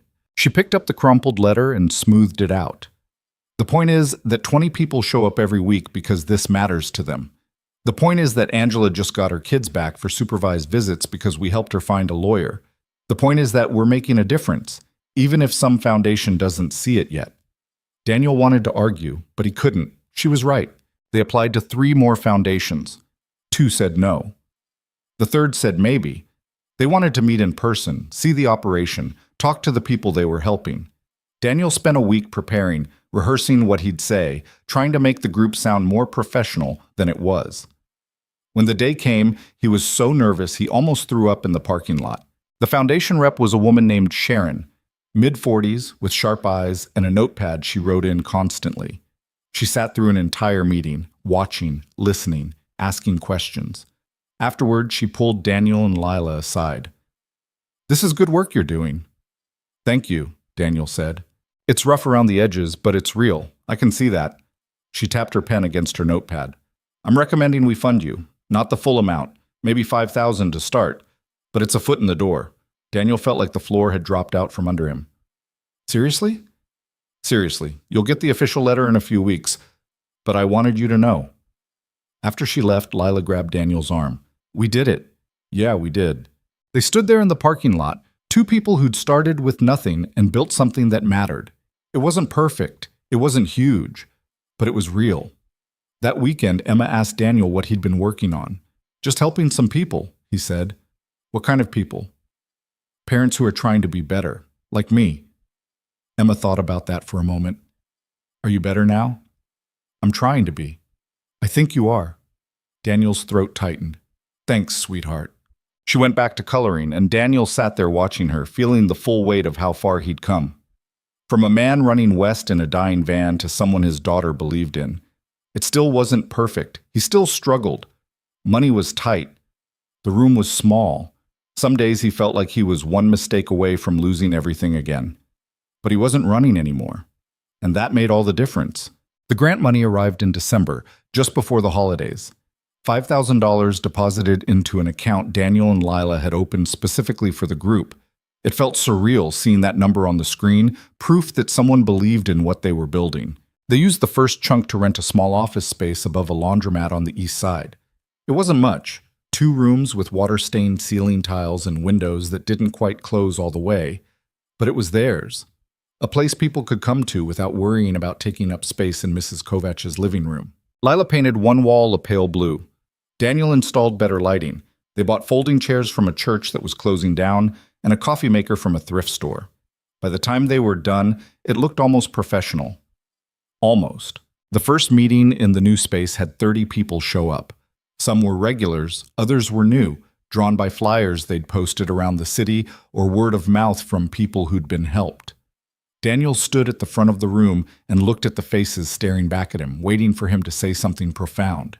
He didn't have anything profound, so he just told the truth. A year ago, I was sleeping in a van with $17 to my name and a court date I was terrified of.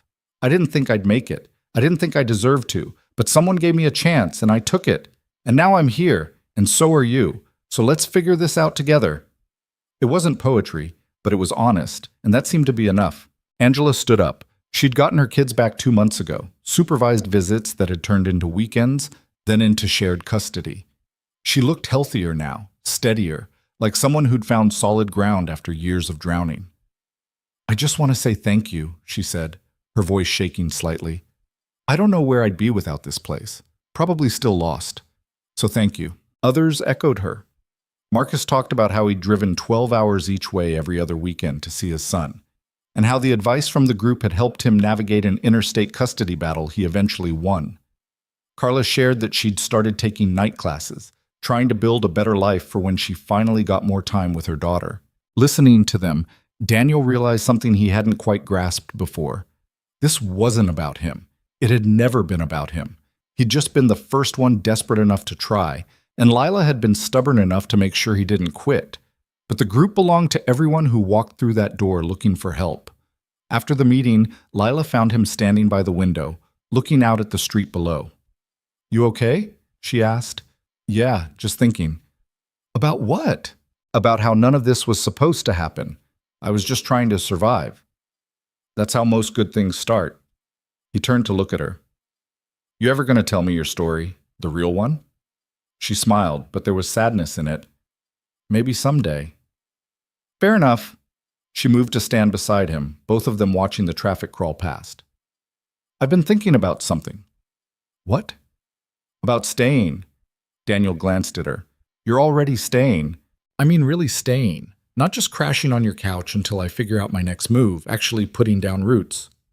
What changed? I did. Or maybe I just stopped running long enough to realize I didn't want to keep running. What about your family, the people you left? Her jaw tightened. They don't own me anymore. I decided that. Daniel understood. Some things you didn't escape from. You just chose to stop letting them define you. For what it's worth, he said, I'm glad you stayed. Me too. Emma's 7th birthday fell on a Saturday in January. Daniel had her for the weekend and he'd been planning for weeks. Nothing extravagant. He didn't have the money for that. But something special. Something that would show her she mattered. He picked her up Friday evening. She climbed into the truck. Daniel had saved up and bought a used pickup from Rick, who'd sold it to him at cost, with a backpack full of overnight things and a grin that made Daniel's chest ache. Where are we going? She asked. It's a surprise. I don't like surprises. You'll like this one. He'd rented a small cabin 2 hours north of the city, near a lake that froze over in the winter. It was cheap in the off-season, and the owner had been willing to knock the price down even further when Daniel explained it was for his daughter's birthday. When they pulled up, Emma's eyes went wide. We're staying here? For the whole weekend. Just us? Just us. She ran inside before Daniel could even grab the bags. He found her in the bedroom, bouncing on the bed, laughing. Dad, this is so cool! He set the bags down and smiled. Yeah? Yeah.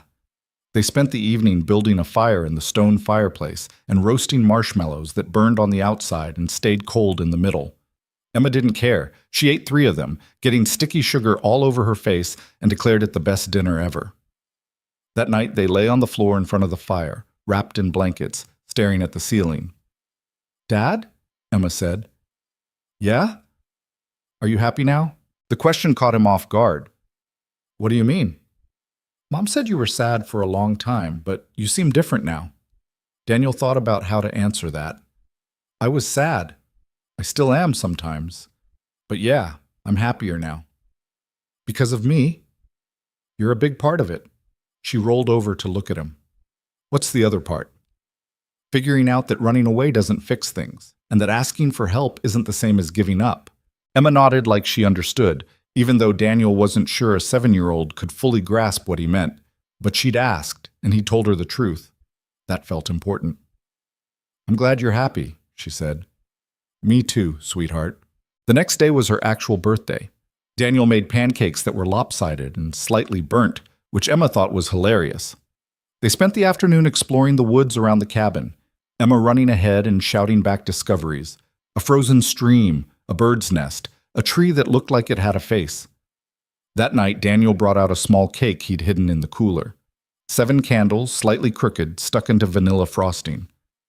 Make a wish, he said. Emma closed her eyes, thought for a long moment, then blew out all the candles in one breath. What'd you wish for? Daniel asked. I can't tell you. It won't come true. Fair enough. Later, after Emma had gone to bed, Daniel sat by the fire and thought about wishes. About the things people wanted and the things they needed and how those weren't always the same. A year ago, he would have wished for money, for stability, for everything to stop being so hard. Now? He didn't know what he'd wish for. He had his daughter. He had a job. He had a purpose. It wasn't perfect, and it probably never would be. But it was enough. Back in the city, life kept moving. The support group continued to grow, and with it came new challenges. People needed more than just a place to talk. They needed legal advice, job training, childcare resources, mental health support. Daniel and Lila couldn't provide all of that, but they could connect people to others who could. Lila took the lead on building partnerships. She reached out to legal aid clinics, workforce development programs, therapists willing to offer sliding scale fees. She had a knack for it, a way of talking to people that made them want to help. Daniel suspected it came from years of navigating systems designed to keep people like her out. One evening, after a particularly long day, Lila came back to the office with a stack of business cards and a tired smile. I think I found us a lawyer, she said. For what? Pro bono work. He's willing to take on a few custody cases for people in the group who can't afford representation. Daniel stared at her. Seriously? Seriously. His name's Martin. He lost custody of his kid 10 years ago, never got him back. He wants to help people avoid what happened to him. That's huge. I know. Daniel shook his head in disbelief. How do you do this?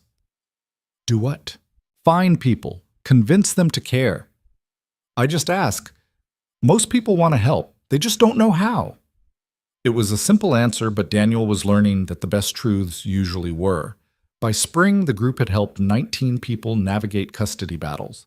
Not all of them won. Some lost outright, some got partial custody, some were still fighting. But every single one of them said the same thing. They didn't feel alone anymore. Daniel kept working for Rick, pulling wire and fixing electrical systems in buildings all over the city. It was hard work, the kind that left his hands raw and his back aching, but it was honest. And it paid enough to cover rent and groceries and the occasional weekend trip with Emma. One afternoon, Rick pulled him aside at a job site. I've been thinking. About what? About making you a partner. Daniel blinked. What? You're good at this. Reliable. The clients like you. I'm getting old, and I need someone who can take over eventually. You interested? Yeah. I don't know what to say. Say yes or no. Yes, absolutely yes. Rick nodded. Good. We'll work out the details later, but you've earned it. Walking out of that job site, Daniel felt something he hadn't felt in a long time. Pride. Not the arrogant kind, but the quiet kind that comes from knowing you've built something through sheer stubbornness and refusal to quit. That night, he told Lila. A partner, she said, grinning. That's big. Yeah. You deserve it. I don't know about that. I do. She'd been saying things like that more often lately. Small affirmations that Daniel was still learning to accept. He'd spent so long believing he was a failure that success felt foreign, like a language he didn't quite speak. But he was learning. The second custody review came in June. Daniel had been preparing for weeks, gathering pay stubs and letters of recommendation and documentation of every visit with Emma. Patricia seemed confident, but Daniel had learned not to trust confidence. The world had a way of pulling the rug out when you least expected it. The hearing was shorter this time. Vanessa's lawyer didn't fight as hard. Vanessa herself testified that Daniel had been consistent, responsible, and present in Emma's life. When the judge announced his decision, full shared custody, 50-50 time split, Daniel felt like he might pass out. "Congratulations, Mr. Hayes," the judge said. "You've worked hard for this. Don't make me regret it." "I won't, Your Honor." Outside, Vanessa waited by her car. She looked at Daniel with something that might have been respect. "You did it," she said. "We both did." "No, you did the work. I just stopped getting in the way." She paused. "Emma's lucky to have you." Daniel's throat tightened. "Thank you." She drove off, and Daniel stood there in the parking lot, letting it sink in. His daughter, half the time, a real, actual father instead of a visitor in her life. Lila was waiting at the office when he got there. She took one look at his face and knew. "You got it." "Yeah." She hugged him, tight and fierce, and Daniel let himself feel the full weight of the victory. It had taken a year and a half of clawing his way back from rock bottom, but he'd done it. Over the summer, Daniel and Emma fell into a new rhythm. She stayed with him every other week, and they built routines. Saturday morning pancakes, Wednesday night homework sessions, Sunday bike rides through the park. It wasn't always smooth. Emma had meltdowns. Daniel lost his patience. But they figured it out, one imperfect day at a time. The group kept growing. By August, they had enough funding to hire a part-time coordinator, a social work student named Maya, who brought fresh energy and new ideas. Daniel stepped back a little, letting Maya and Lila handle more of the day-to-day operations. He was still involved, still showed up to meetings, but he wasn't carrying it all himself anymore. It felt strange at first, letting go, but it also felt right. One evening in September, Daniel sat on the steps of the office with Lila, watching the sun set over the city. "You ever think about where you'd be if you hadn't stopped?" Lila asked. "Stopped what?" "Running." Daniel thought about it. "Probably dead, or close enough it wouldn't matter." "Yeah, me too." He looked at her. "You ever going to tell me what you were running from?" She was quiet for a long moment, then, "My family had money, a lot of it, and they thought that meant they could decide everything about my life. Who I married, what I studied, where I lived. I was engaged to a guy I didn't love because it made sense on paper. One day I just left, took whatever I could carry, and walked away." "Do you regret it?" "Not for a second." "They ever try to find you?" "For a while, but I made it clear I wasn't coming back. Eventually they stopped." Daniel nodded. "That takes guts." "So does what you did. I didn't have a choice." "Neither did I. That's the thing about hitting bottom. You either climb or you stay down. We climbed." They sat in comfortable silence, two people who'd found each other in the wreckage and decided to build something instead of staying buried. By the time fall rolled around, Daniel had saved enough to move out of Mrs. Kovac's place. He found a small apartment on the west side, 2 bedrooms, so Emma could have her own space. It wasn't fancy, but it was clean and safe in theirs. Lila found her own place a few blocks away. They still worked together at the office, still grabbed coffee most mornings, still showed up for each other when it mattered. But they had their own lives now, their own spaces. It felt healthy, like they were choosing to be in each other's lives instead of clinging to each other out of necessity. Emma loved the new apartment. Daniel let her pick the paint color for her room. She chose a bright purple that hurt his eyes, but made her smile every time she walked in. "This is really mine?" she asked. "Really yours." She flopped onto the bed, a second-hand frame Daniel had repainted, and stared at the ceiling. "I can't believe you have your own place." "Me neither, kiddo." "Are you going to stay this time?" The question hit harder than she probably meant it to. "Yeah, I'm going to stay." "Promise?" "Promise." That night after Emma fell asleep, Daniel stood in the doorway of her room and watched her breathe. He thought about how far they'd come, how many times he'd almost given up, how close he'd been to losing her forever. And he thought about the people who'd helped him, Lila, Rick, Patricia, the strangers at rest stops and pawn shops who'd shown him kindness when he didn't deserve it. The community that had grown around the support group, all of them broken in different ways, all of them trying to find their way back. Here's the thing about hitting rock bottom that nobody tells you. It doesn't make you stronger. It just shows you how much you're willing to endure. And sometimes that's enough. Daniel had endured. He'd faced down his worst fears, losing his daughter, losing himself, becoming the kind of man his father had been. And he'd come out the other side not perfect, not fixed, but present, trying, showing up. That was the real work, not the grand gestures or the dramatic turnarounds, just the daily choice to keep going even when it would be easier to quit. The support group celebrated its one-year anniversary in November. They threw a small party at the office, pizza, cheap wine, a cake that Maya had decorated with clumsy frosting letters that said, "We made it." People told their stories. Angela talked about how her kids were thriving now, how she'd been sober for over a year. Marcus showed pictures of his son's recent visit. Ruth shared that her daughter had completed rehab and was working on rebuilding their relationship. Daniel stood at the front of the room and looked at the faces around him, people who'd walked in broken and were slowly piecing themselves back together. "I'm not good at speeches," he said, "but I want you all to know something. A year and a half ago, I thought my life was over. I thought I'd lost everything that mattered. And then I met someone who showed me that asking for help wasn't weakness, it was survival. So I asked, and people helped, and now we're here, helping each other." He paused, feeling the emotion rise in his chest. "None of us are perfect. We're all still figuring this out, but we're doing it together, and that matters." The room erupted in applause. Lila caught his eye from across the room and smiled. Later, after everyone had left, Daniel and Lila cleaned up in comfortable silence. "You know what I think?" Lila said, tossing paper plates into a trash bag. "What?" "I think we actually did something good here." "Yeah, I think we did." She looked at him. "You ever think about what comes next?" "Sometimes, but I'm trying to just focus on right now." "That's probably smart." They finished cleaning and locked up the office. Outside, the city was quiet, the streets empty except for the occasional car passing by. "You want to grab dinner?" Lila asked. "Yeah, I'd like that." They walked down the block together, two people who'd found each other by accident and stayed by choice. The conversation drifted from work to Emma to nothing in particular, the kind of easy talk that comes when you've stopped trying to impress each other. Daniel thought about the journey that had brought him here, the desperation, the fear, the moments when giving up seemed like the only option. He thought about the van, the highway stretching west, the belief that running was the same as surviving. He'd been wrong about that.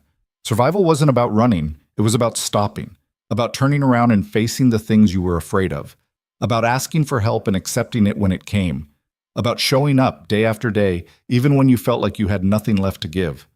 It wasn't easy. Some days it still felt impossible, but he was here. Emma was here. Lila was here. The group was here. All of them broken and healing and trying, and that was enough. Because here's what Daniel had learned. Life doesn't wait for you to be ready.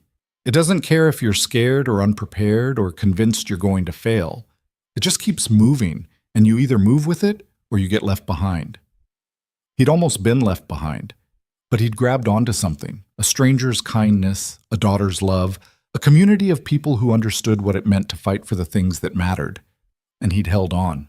And now walking down a quiet street with someone who'd become more than a friend, with a daughter waiting at home and a future that wasn't perfect but was his, Daniel Hayes finally understood what it meant to stop running. It meant being present, being honest, being willing to fail and try again. It meant showing up not because you had all the answers, but because someone needed you to. It meant being human. And for the first time in a long time, that felt like enough. The grant money arrived in December, just before the holidays. $5,000 deposited into an account Daniel and Lila had opened specifically for the group. It felt surreal, seeing that number on the screen, proof that someone believed in what they were building. They used the first chunk to rent a small office space above a laundromat on the east side. It wasn't much. 2 rooms with water-stained ceiling tiles and windows that didn't quite close all the way, but it was theirs. A place people could come to without worrying about taking up space in Mrs. Kovach's living room. Lila painted one wall a pale blue. Daniel installed better lighting. They bought folding chairs from a church that was closing down and a coffee maker from a thrift store. By the time they were done, it looked almost professional. Almost. The first meeting in the new space had 30 people show up. Some were regulars, others were new, drawn by flyers they'd posted around the city or word of mouth from people who'd been helped. Daniel stood at the front of the room and looked at the faces staring back at him, waiting for him to say something profound. He didn't have anything profound, so he just told the truth. A year ago, I was sleeping in a van with $17 to my name and a court date I was terrified of. I didn't think I'd make it. I didn't think I deserved to, but someone gave me a chance and I took it, and now I'm here, and so are you, so let's figure this out together. It wasn't poetry, but it was honest, and that seemed to be enough. Angela stood up. She'd gotten her kids back 2 months ago, supervised visits that had turned into weekends, then into shared custody. She looked healthier now, steadier, like someone who'd found solid ground after years of drowning. "I just want to say thank you," she said, her voice shaking slightly. "I don't know where I'd be without this place, probably still lost. So thank you." Others echoed her. Marcus talked about how he'd driven 12 hours each way every other weekend to see his son, and how the advice from the group had helped him navigate an interstate custody battle he eventually won. Carla shared that she'd started taking night classes, trying to build a better life for when she finally got more time with her daughter. Listening to them, Daniel realized something he hadn't quite grasped before. This wasn't about him. It had never been about him. He'd just been the first one desperate enough to try, and Lila had been stubborn enough to make sure he didn't quit. But the group belonged to everyone who walked through that door looking for help. After the meeting, Lila found him standing by the window, looking out at the street below. "You okay?" she asked. "Yeah, just thinking." "About what?" "About how none of this was supposed to happen. I was just trying to survive." "That's how most good things start." He turned to look at her. "You ever going to tell me your story? The real one?" She smiled, but there was sadness in it. "Maybe someday." "Fair enough." She moved to stand beside him, both of them watching the traffic crawl past. "I've been thinking about something." "What?" "About staying." Daniel glanced at her. "You're already staying. I mean really staying, not just crashing on your couch until I figure out my next move, actually putting down roots." "What changed?" "I did. Or maybe I just stopped running long enough to realize I didn't want to keep running." "What about your family, the people you left?" Her jaw tightened. "They don't own me anymore. I decided that." Daniel understood. Some things you didn't escape from. You just chose to stop letting them define you. "For what it's worth," he said, "I'm glad you stayed." "Me too." Emma's 7th birthday fell on a Saturday in January. Daniel had her for the weekend, and he'd been planning for weeks. Nothing extravagant, he didn't have the money for that, but something special. Something that would show her she mattered. He picked her up Friday evening. She climbed into the truck. Daniel had saved up and bought a used pickup from Rick, who'd sold it to him at cost, with a backpack full of overnight things and a grin that made Daniel's chest ache. "Where are we going?" she asked. "It's a surprise." "I don't like surprises." "You'll like this one." He'd rented a small cabin 2 hours north of the city, near a lake that froze over in the winter. It was cheap in the off-season, and the owner had been willing to knock the price down even further when Daniel explained it was for his daughter's birthday. When they pulled up, Emma's eyes went wide. "We're staying here?" "For the whole weekend." "Just us?" "Just us." She ran inside before Daniel could even grab the bags. He found her in the bedroom, bouncing on the bed, laughing. "Dad, this is so cool." He set the bags down and smiled. "Yeah?" "Yeah." They spent the evening building a fire in the stone fireplace and roasting marshmallows that burned on the outside and stayed cold in the middle. Emma didn't care. She ate 3 of them, getting sticky sugar all over her face, and declared it the best dinner ever. That night they lay on the floor in front of the fire, wrapped in blankets, staring at the ceiling. "Dad?" Emma said. "Yeah?" "Are you happy now?" The question caught him off guard. "What do you mean?" "Mom said you were sad for a long time, but you seem different now." Daniel thought about how to answer that. "I was sad. I still am sometimes. But, yeah, I'm happier now." "Because of me?" "You're a big part of it." She rolled over to look at him. "What's the other part?" "Figuring out that running away doesn't fix things, and that asking for help isn't the same as giving up." Emma nodded like she understood, even though Daniel wasn't sure a 7-year-old could fully grasp what he meant. But she'd asked, and he told her the truth. That felt important. "I'm glad you're happy," she said. "Me too, sweetheart." The next day was her actual birthday. Daniel made pancakes that were lopsided and slightly burnt, which Emma thought was hilarious. They spent the afternoon exploring the woods around the cabin, Emma running ahead and shouting back discoveries: a frozen stream, a bird's nest, a tree that looked like it had a face. That night, Daniel brought out a small cake he'd hidden in the cooler. 7 candles, slightly crooked, stuck into vanilla frosting. "Make a wish," he said. Emma closed her eyes, thought for a long moment, then blew out all the candles in one breath. "What'd you wish for?" Daniel asked. "I can't tell you. It won't come true." "Fair enough." Later, after Emma had gone to bed, Daniel sat by the fire and thought about wishes, about the things people wanted and the things they needed, and how those weren't always the same. A year ago, he would have wished for money, for stability, for everything to stop being so hard. Now, he didn't know what he'd wish for.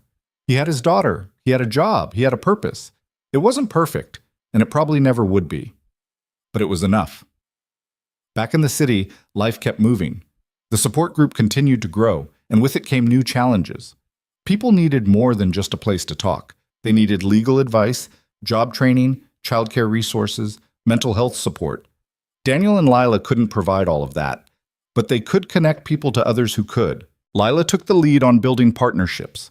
She reached out to legal aid clinics, workforce development programs, therapists willing to offer sliding scale fees. She had a knack for it, a way of talking to people that made them want to help. Daniel suspected it came from years of navigating systems designed to keep people like her out. One evening, after a particularly long day, Lila came back to the office with a stack of business cards and a tired smile. "I think I found us a lawyer," she said. "For what?" "Pro bono work. He's willing to take on a few custody cases for people in the group who can't afford representation." Daniel stared at her. "Seriously?" "Seriously. His name's Martin. He lost custody of his kid 10 years ago, never got him back. He wants to help people avoid what happened to him." "That's huge." "I know." Daniel shook his head in disbelief. "How do you do this?" "Do what?" "Find people. Convince them to care." "I just ask. Most people want to help. They just don't know how." It was a simple answer, but Daniel was learning that the best truths usually were. By spring, the group had helped 19 people navigate custody battles. Not all of them won. Some lost outright, some got partial custody, some were still fighting. But every single one of them said the same thing. They didn't feel alone anymore. Daniel kept working for Rick, pulling wire and fixing electrical systems in buildings all over the city. It was hard work, the kind that left his hands raw and his back aching, but it was honest. And it paid enough to cover rent and groceries and the occasional weekend trip with Emma. One afternoon, Rick pulled him aside at a job site. "I've been thinking." "About what?" "About making you a partner." Daniel blinked. "What?" "You're good at this. Reliable. The clients like you. I'm getting old and I need someone who can take over eventually. You interested?" "I don't know what to say." "Say yes or no." "Yes, absolutely yes." Rick nodded. "Good. We'll work out the details later, but you've earned it." Walking out of that job site, Daniel felt something he hadn't felt in a long time: pride. Not the arrogant kind, but the quiet kind that comes from knowing you've built something through sheer stubbornness and refusal to quit. That night, he told Lila. "A partner," she said, grinning. "That's big." "Yeah. You deserve it." "I don't know about that." "I do." She'd been saying things like that more often lately, small affirmations that Daniel was still learning to accept. He'd spent so long believing he was a failure that success felt foreign, like a language he didn't quite speak. But he was learning. The second custody review came in June. Daniel had been preparing for weeks, gathering pay stubs and letters of recommendation and documentation of every visit with Emma. Patricia seemed confident, but Daniel had learned not to trust confidence. The world had a way of pulling the rug out when you least expected it. The hearing was shorter this time. Vanessa's lawyer didn't fight as hard. Vanessa herself testified that Daniel had been consistent, responsible, and present in Emma's life. When the judge announced his decision, full shared custody, 50-50 time split. Daniel felt like he might pass out. "Congratulations, Mr. Hayes," the judge said. "You've worked hard for this. Don't make me regret it." "I won't, Your Honor." Outside, Vanessa waited by her car. She looked at Daniel with something that might have been respect. "You did it," she said. "We both did." "No, you did the work. I just stopped getting in the way." She paused. "Emma's lucky to have you." Daniel's throat tightened. "Thank you." She drove off, and Daniel stood there in the parking lot, letting it sink in. His daughter, half the time, a real, actual father instead of a visitor in her life. Lila was waiting at the office when he got there. She took one look at his face and knew. "You got it." "Yeah." She hugged him, tight and fierce, and Daniel let himself feel the full weight of the victory. It had taken 18 months of clawing his way back from rock bottom, but he'd done it. Over the summer, Daniel and Emma fell into a new rhythm. She stayed with him every other week, and they built routines: Saturday morning pancakes, Wednesday night homework sessions, Sunday bike rides through the park. It wasn't always smooth. Emma had meltdowns. Daniel lost his patience. But they figured it out, one imperfect day at a time. The group kept growing. By August, they had enough funding to hire a part-time coordinator, a social work student named Maya, who brought fresh energy and new ideas. Daniel stepped back a little, letting Maya and Lila handle more of the day-to-day operations. He was still involved, still showed up to meetings, but he wasn't carrying it all himself anymore. It felt strange at first, letting go, but it also felt right. One evening in September, Daniel sat on the steps of the office with Lila, watching the sun set over the city. "You ever think about where you'd be if you hadn't stopped?" Lila asked. "Stopped what?" "Running." Daniel thought about it. "Probably dead, or close enough it wouldn't matter." "Yeah, me too." He looked at her. "You ever going to tell me what you were running from?" She was quiet for a long moment. Then, "My family had money. A lot of it. And they thought that meant they could decide everything about my life. Who I married, what I studied, where I lived. I was engaged to a guy I didn't love because it made sense on paper. One day I just walked away. Took whatever I could carry and left."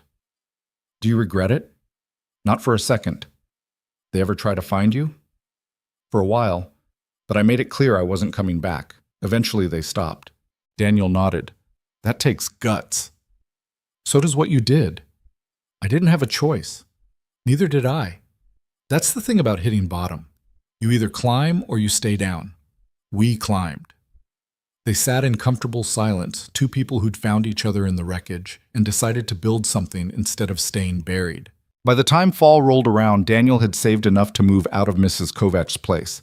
He found a small apartment on the west side, 2 bedrooms so Emma could have her own space.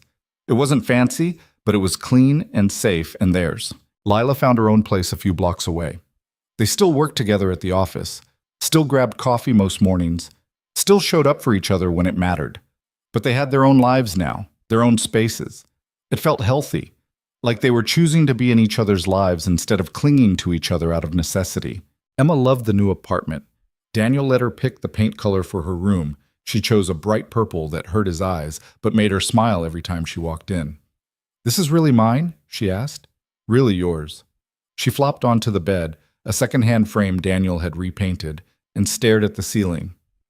"I can't believe you have your own place." "Me neither, kiddo." "Are you going to stay this time?" The question hit harder than she probably meant it to. "Yeah, I'm going to stay." "Promise?" "Promise." That night, after Emma fell asleep, Daniel stood in the doorway of her room and watched her breathe. He thought about how far they'd come, how many times he'd almost given up, how close he'd been to losing her forever. The support group celebrated its 1-year anniversary in November. They threw a small party at the office: pizza, cheap wine, a cake that Maya had decorated with clumsy frosting letters that said, "We made it." People told their stories. Angela talked about how her kids were thriving now, how she'd been sober for 14 months. Marcus showed pictures of his son's recent visit. Ruth shared that her daughter had completed rehab and was working on rebuilding their relationship. Daniel stood at the front of the room and looked at the faces around him. People who'd walked in broken and were slowly piecing themselves back together. "I'm not good at speeches," he said, "but I want you all to know something. 2 years ago, I thought my life was over. I thought I'd lost everything that mattered. And then I met someone who showed me that asking for help wasn't weakness, it was survival. So I asked, and people helped. And now we're here, helping each other." He paused, feeling the emotion rise in his chest. None of us are perfect. We're all still figuring this out, but we're doing it together. And that matters. The room erupted in applause. Lila caught his eye from across the room and smiled. Later, after everyone had left, Daniel and Lila cleaned up in comfortable silence. "You know what I think?" Lila said, tossing paper plates into a trash bag. "What?" "I think we actually did something good here." "Yeah, I think we did." She looked at him. "You ever think about what comes next?" "Sometimes, but I'm trying to just focus on right now." "That's probably smart." They finished cleaning and locked up the office. Outside, the city was quiet, the streets empty except for the occasional car passing by. "You want to grab dinner?" Lila asked. "Yeah, I'd like that." They walked down the block together, two people who'd found each other by accident and stayed by choice. The conversation drifted from work to Emma to nothing in particular, the kind of easy talk that comes when you've stopped trying to impress each other. A few weeks later, Daniel got a call from Patricia. She'd been contacted by a local news station doing a story on grassroots community programs. They wanted to feature the support group. Daniel's first instinct was to say no. He didn't want attention, didn't want to be held up as some kind of success story when he still felt like he was barely holding things together. But Lila convinced him. "It's not about you," she said. "It's about the people we're helping. If the story brings more people in who need help, isn't that worth it?" She was right. She usually was. The interview aired on a Tuesday evening. Daniel watched it at home with Emma, who thought it was weird seeing her dad on TV. The reporter had done a good job, focused on the people the group had helped, not on Daniel himself. Angela was interviewed, and Marcus, and a woman named Sheila, who just won back custody of her twin boys. The segment ended with Daniel saying, "We're just trying to show people they're not alone. That's all any of us can do." The response was immediate. By the next morning, the office phone had a dozen voicemails from people asking how to join, from organizations wanting to partner, from donors wanting to contribute. It was overwhelming and exciting and terrifying all at once. Over the next few months, the group doubled in size. They had to move to a bigger space, hire another part-time coordinator, set up a proper website. Daniel found himself doing things he never thought he'd do, writing grant proposals, speaking at community events, coordinating with city officials about policy changes that could help struggling parents. It was exhausting, but it was also the most meaningful work he'd ever done. By the time spring came around again, Daniel had been working as Rick's partner for almost a year. The business was growing. They'd hired 2 more electricians and were bidding on bigger contracts. Daniel still worked in the field most days, but he was also learning the business side, the parts Rick would eventually hand over when he retired. One afternoon, Rick pulled him aside after a job. "I've been meaning to tell you something." "What's that?" "You've done good. Better than I expected, honestly. I wasn't sure you'd stick it out when I first hired you. You looked like you were about 2 bad days from falling apart." "I was." "But you didn't, and that says something." Daniel didn't know what to say to that, so he just nodded. "I'm planning to retire in a couple of years," Rick continued. "When I do, this is yours if you want it. Full ownership. We'll work out a payment plan that makes sense." Daniel stared at him. "You serious?" "Dead serious. You've earned it." Walking to his truck that evening, Daniel felt the weight of it all settle over him. 2 years ago, he'd been a man with nothing. Now he had a daughter, a business, a community of people depending on him. It should have felt overwhelming, and sometimes it did, but mostly it just felt right. Emma turned 8 that January. This time, Daniel threw her a proper birthday party, invited her friends from school, rented a bounce house, made a cake that didn't collapse. Vanessa came, and Craig, and even Lila showed up with a present wrapped in purple paper.